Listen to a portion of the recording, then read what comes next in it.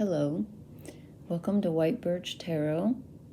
This reading is for Saturday, June 25th and Sunday, June 26th, or whenever you happen to run across it.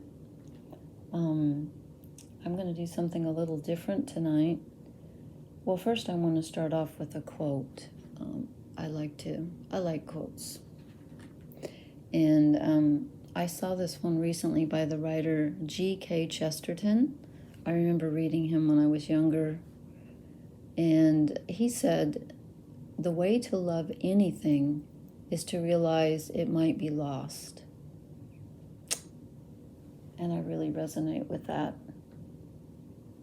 Good way to look at it. So what I have done is, to save time, I have pulled 3 Heart of the Fairy Oracle cards. I'm just going to do a shorter reading tonight. So I pulled 3, and I haven't really thought about them. I just pulled them, and we'll just see what happens. The first one is the Shadow of the Past.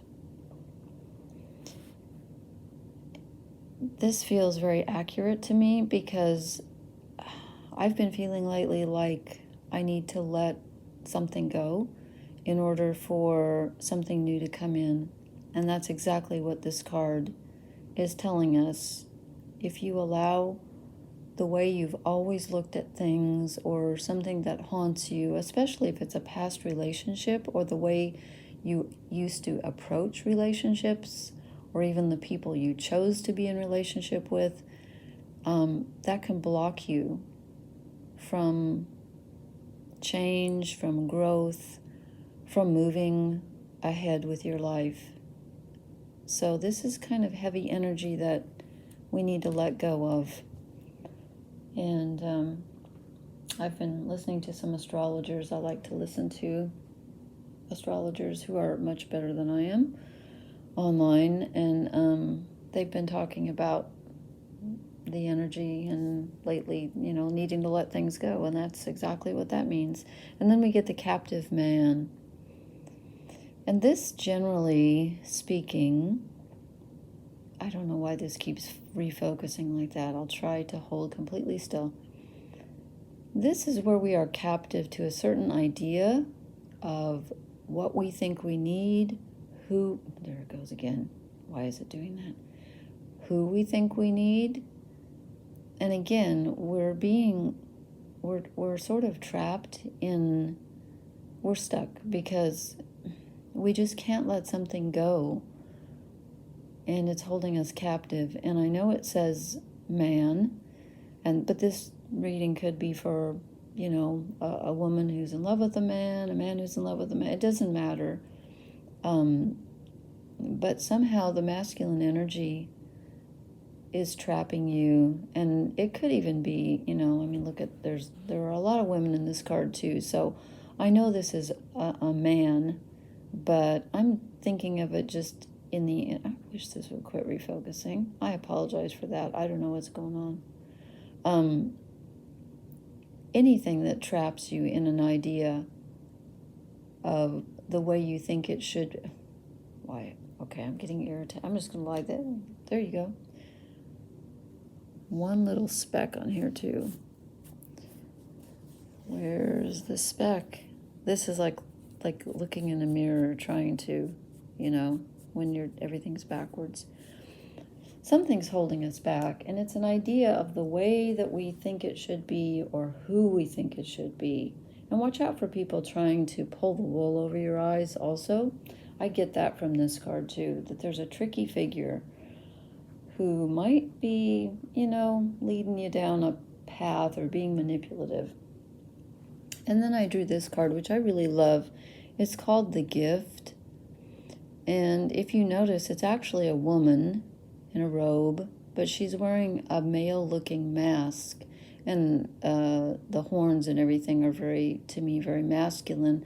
And that goes really well with, I think, this duality of, it's called the captive man, but it could be a captive woman energy as well. Whoever it is not to be trusted.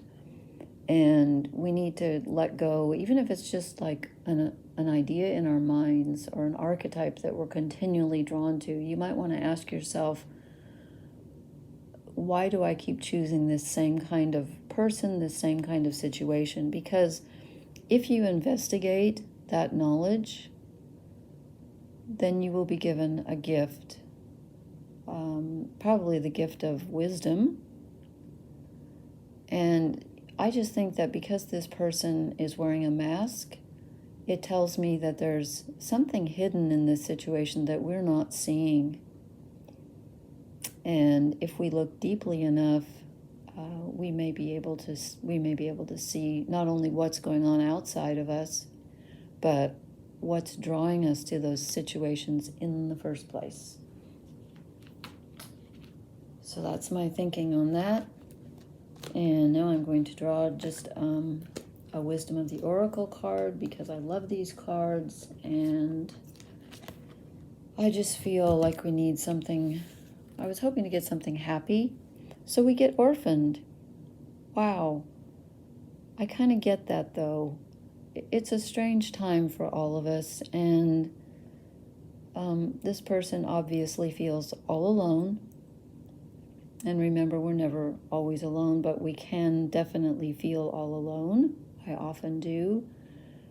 And so right now we may be feeling not so great. We might wish somebody could, come over and mother us, father us, give us a hug, whatever. And I apologize for these. These infinitesimal specks look like glaciers on here, and I must find another color. And then we get the fates. Okay. So whatever this situation is meant to be, because it's clearly meant to show us something. Oops, I meant to show us the gift again. It's meant to give us something, to show us something. We can learn from the past. We can learn from the places inside us where we feel trapped or held or caught by something. And this is meant to be. And sometimes, you can be in a really bad situation where you just think, this isn't fair, I don't like this, I feel orphaned, I feel terrible, and yet something good can come out of it. And even though it feels fated, which sometimes can make us feel like we don't have free will or we're trapped again, we're not. We're being led to the gift by fate, which, I've always had an interesting relationship with the notion of fate versus free will. And I kind of go back to that quote by Carl Jung, who said, free will is the ability to do gladly that which we must do. And that tells me that he thought of fate and free will as two sides of the same coin. And I kind of get that. And again, going back to astrology, my favorite astrologer and psychologist is Liz Green with an E on the end. Check her out. And she wrote an entire book called The Astrology of Fate, in which she said that when she did readings for clients, she was a psychotherapist, a Jungian, and when she did readings for people, she said it was odd that the more evolved they seemed to be, the more their personalities represented their astrology charts, their natal charts, which you would think would be exactly the opposite, that you would be able to overcome fate if you're evolved. You would be 100% free will. But if free will is just the other side of fate, then you cannot separate them. And by accepting your fate, and I'm not telling people not to make choices, because obviously we need to make choices, otherwise we're ruled by our instincts, which is generally not a good thing. But if we, these dots are driving me crazy. If we can accept the things in life that we need to accept and have a good relationship with them, that's a form of free will. And maybe that's the only form of free will. I'm not sure. I don't pretend to know. I'm going to draw one more. Just let's see, which deck do I want to use? Just because. I'm gonna draw one more oracle card just because I feel like it. And this is a beautiful card, yin energy, which is, some people call it feminine energy, but I don't like to break things down into masculine and feminine. I prefer to think of it as, I believe in the I Ching, they refer to the masculine energy as creative and the feminine energy as receptive. So this is telling me that we need to be receptive. And again, I don't know if you can see that on this, but there's a face in the clouds, and it's actually the same face here. So what if this is fate and this is free will? Or what if this is fate and this is free will? As above, so below. That's what I'm feeling, that they go together. And this is card is number 2. So we have, yin and yang. And what if they're both two sides of the same coin? So to sum up, I would just say, reevaluate what you think you need, what you think you want, what you're normally drawn to. Well, now there are more specks than ever. I give up. Okay. Look at your past. Where have you felt captive? What has captivated you in the past? What has made you feel like you were so drawn that you gave up your free will? Usually it's fear-based, I have found, which in my opinion is the opposite of love, is fear. If you investigate that question, what inside me feels trapped and unable to act because of fear, you will find the gift. And at first you may feel orphaned, which may lead you to ask yourself, why do I feel so alone? Why can't I find the right partner? Or why does it never turn out correctly? Fate's trying to tell you something.